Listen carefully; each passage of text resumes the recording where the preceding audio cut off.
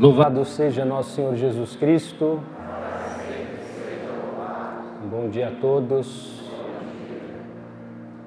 Ao celebrar o Natal, nós dizíamos que Jesus assumiu tudo da condição humana, o Filho de Deus assumiu tudo da condição humana, exceto o pecado. E que ele fez isso por quê? Porque tudo aquilo que ele assumiu, isso é, tudo aquilo que Jesus viveu nesse mundo, ele de alguma forma redimiu. Ele assumiu um corpo humano, Jesus passou fome, frio, calor, sede, trabalhou, viveu em uma família, sofreu e finalmente morreu, para que todas essas realidades que nós teremos que viver, uma vez assumidas por Ele, fossem redimidas. E ao viver, passar por isso, nós possamos oferecer isso a Deus, encontrar um sentido sobrenatural para todas essas coisas e através delas nos unirmos a Deus. E hoje no Evangelho, nós vemos mais uma realidade dessas que fazem parte da nossa vida, que Jesus, sem que ele precisasse, ele quis assumir, que é a angústia. E conta o Evangelho que depois que Jesus já tinha entrado gloriosamente em Jerusalém, ele estava muito próximo de sofrer a paixão, como Deus, ele tinha consciência de tudo o que ele iria passar, de todos os sofrimentos que ele teria que enfrentar muito em breve. E conta o Evangelho que nessa situação, Jesus se encontrou numa profunda angústia e disse: agora eu me sinto angustiado. E o que eu direi? Pai, livra-me desta hora? Mas foi precisamente para essa hora que eu vim. Pai, glorifica o teu nome.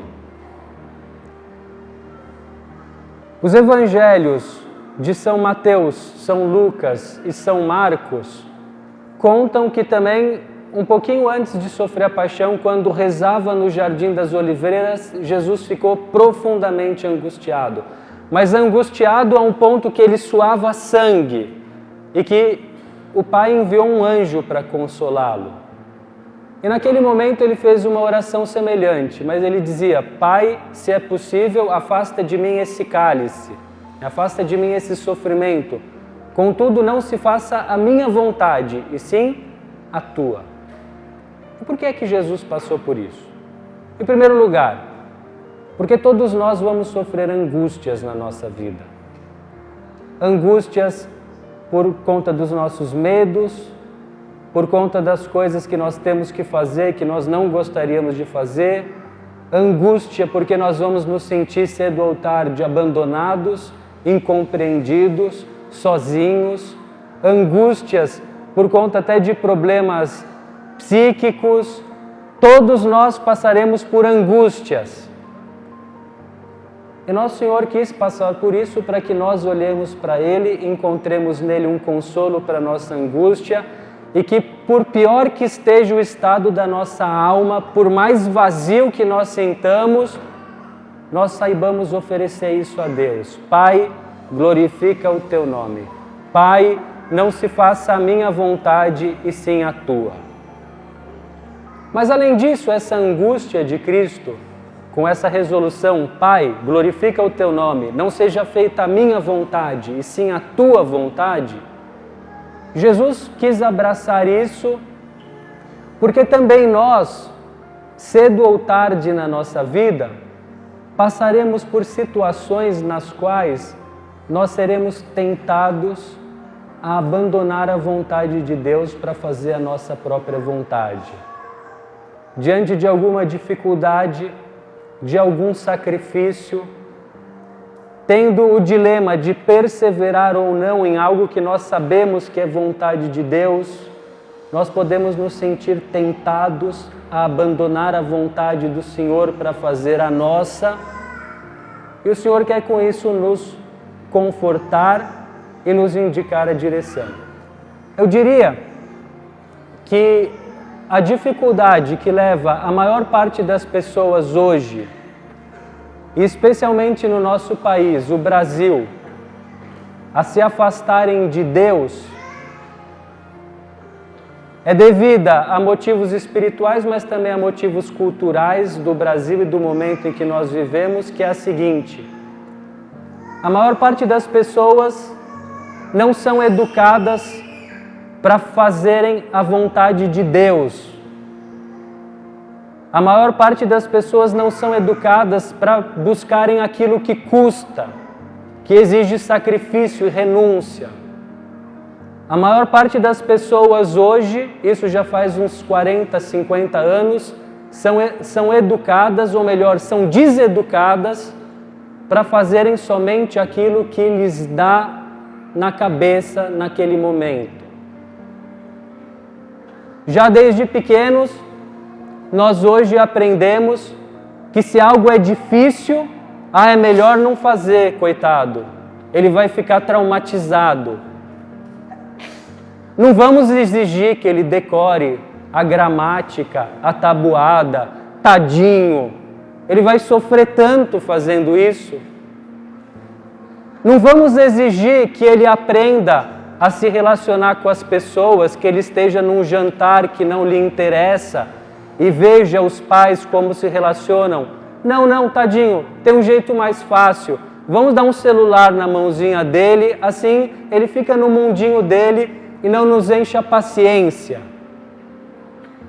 Não vamos exigir que esse adolescente, esse jovem estude. Coitado, quem é que quer estudar nessa idade? Deixa ele no TikTok. Deixa ele a tarde inteira perdendo o seu precioso tempo. Deixa ele dissolvendo os seus neurônios com 1000 distrações.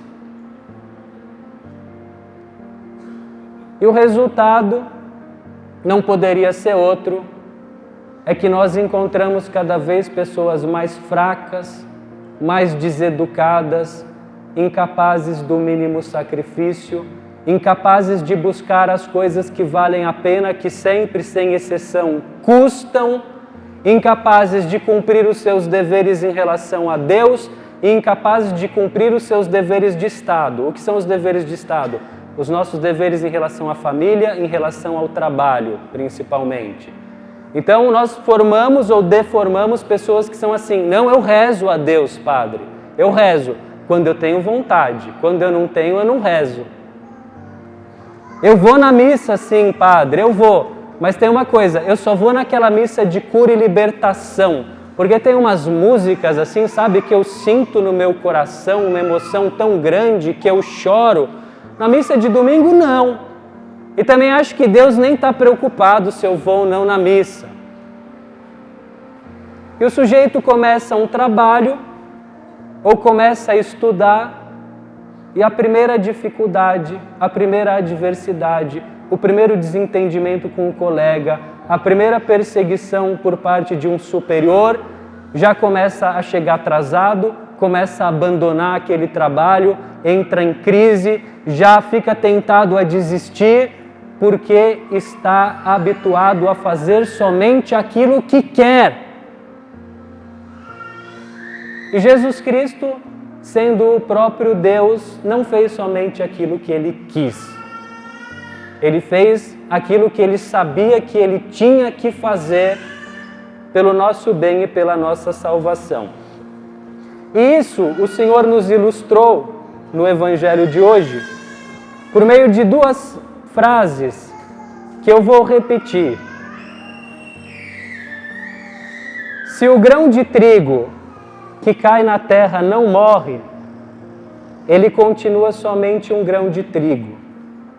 Mas se morre, então produz muito fruto.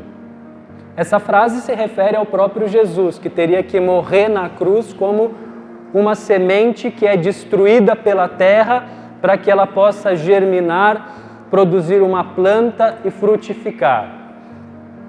Mas essa frase se aplica também para nós. Se o grão de trigo, isso é, se a sua vontade não morre, você vai se tornar sozinho e estéril.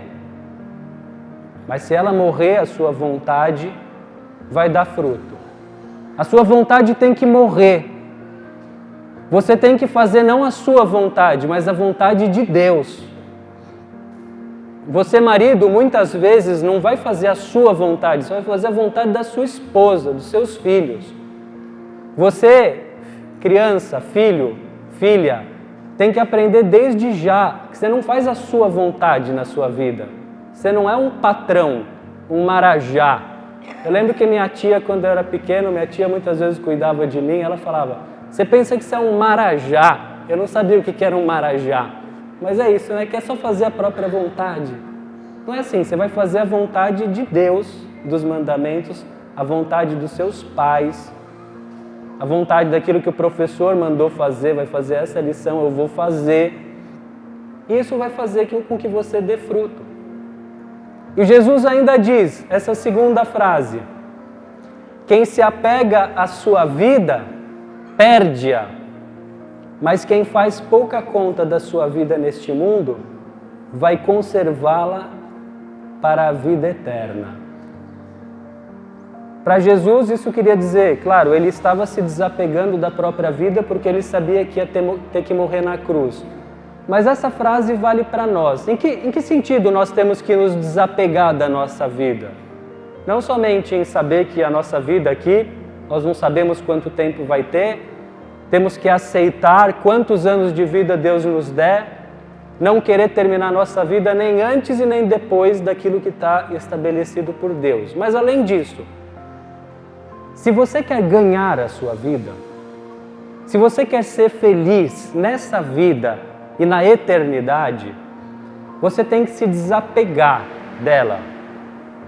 Se desapegar, como eu dizia, da sua própria vontade, dos seus juízos, dos seus desejos imediatos, tem que se desapegar da sua vaidade, tem que se desapegar muitas vezes do seu modo de fazer as coisas, das suas expectativas.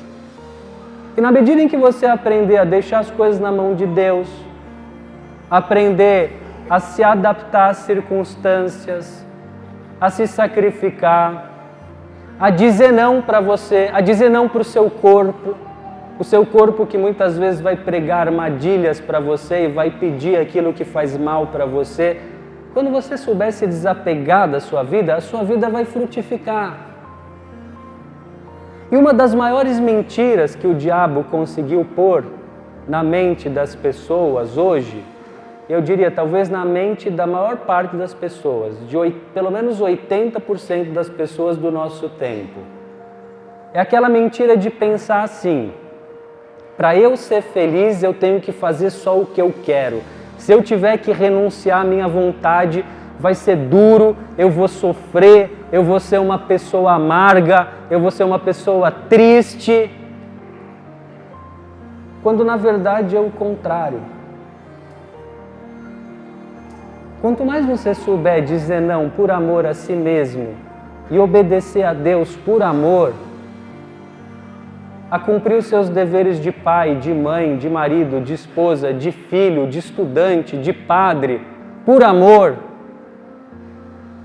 mais você vai ser feliz. E não é por acaso que num tempo em que as pessoas estão mais mimadas, mais mal acostumadas, mais acostumadas a fazer só o que elas querem, repito, começam e desistem, fazem só o que querem, não é de se surpreender que nesse tempo nós encontramos um fenômeno assustador, jamais visto na história da humanidade, de pessoas tristes, pessoas deprimidas às vezes já na infância, adolescentes com tendências suicidas, que não tem nenhum problema na vida a não ser aqueles normais de qualquer adolescente, de ter que acordar, escovar o dente, ir para a escola, dormir, fazer a lição de casa. Crianças que foram habituadas já a partir de 1 ano de idade a ficar grudadas no celular, que ao serem afastadas do celular parecem um viciado em cocaína afastado da sua droga, inquietas, agressivas, desesperadas. Porque quanto mais nós nos apegarmos à nossa vida, à nossa vontade, quanto mais nós formos mimados, mais tristes, mais fracos, mais instáveis, mais infelizes nós seremos. Vamos pedir nessa Santa Missa, pela intercessão de Nossa Senhora, que a nossa Mãe do Céu não nos deixe cair nessa armadilha. E vamos pedir a intercessão de São José. Veja que como nós estamos já no 5º domingo da Páscoa, antigamente se chamava já o 1º domingo da Paixão, nós cobrimos as imagens aqui na igreja, mas nós deixamos uma exceção, São José, porque nós estamos no Tríduo de São José, dia 19, é a sua grande festa. E São José, para nós, é esse exemplo de quem soube cumprir a vontade de Deus, com fidelidade, com prontidão, com firmeza, com alegria, e por isso foi escolhido por Deus para cuidar do maior tesouro de Deus, Jesus e Maria. Que São José nos ajude a cumprir os nossos deveres com alegria, com confiança em Deus. Louvado seja nosso Senhor Jesus Cristo.